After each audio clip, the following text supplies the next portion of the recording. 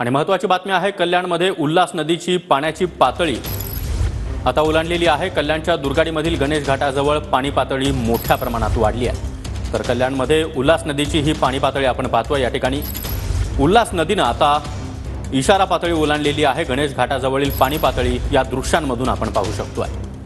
तर उल्हास नदीमध्ये देखील मोठ्या प्रमाणात पाणी आलेलं आहे आणि संपूर्ण परिसरामध्ये आता नदीचं पाणी पसरायला सुरुवात झालेली आहे। उल्हास नदीची पाणी पातळी ही आता मोठ्या प्रमाणात वाढली आहे। गणेश घाट जवळच्या दुर्गाडीमध्ये ही पाणी पातळी आपण पाहतोय आणि या संदर्भात अधिक माहिती देण्यासाठी आमचे प्रतिनिधी सुनील जाधव आपल्या सोबत आहेत। सुनील, आपण पाहतोय उल्हास नदीने आता रौद्र रूप धारण केल्याचं दिसतंय।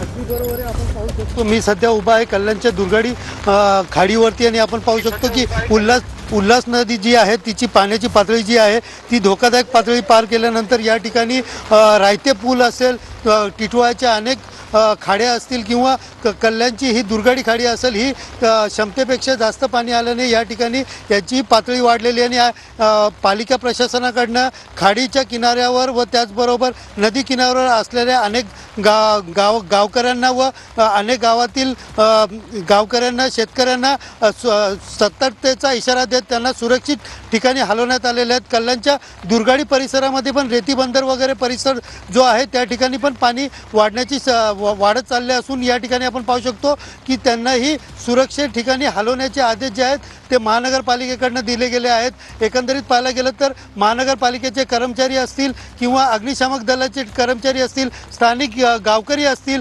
कोळी बांधव असतील, या ठिकाणी होड्या वगैरे लावून या ठिकाणी तैनात आहेत आणि मोठ्या प्रमाणात जे खाडी किनारी राहतात आणि त्याचबरोबर खाडी किनारच्या भागामध्ये जे मोठ्या प्रमाणात रहिवासी राहतात त्यांना कुठल्याही प्रकारचा त्यांच्या जीवाला धोका होऊ नये यासाठी या ठिकाणी तैनात करण्यात आलेले आहेत आणि पालिका प्रशासनाकडनं त्यांना नक्की सुनील, धन्यवाद तुम्ही दिलेल्या या माहितीसाठी।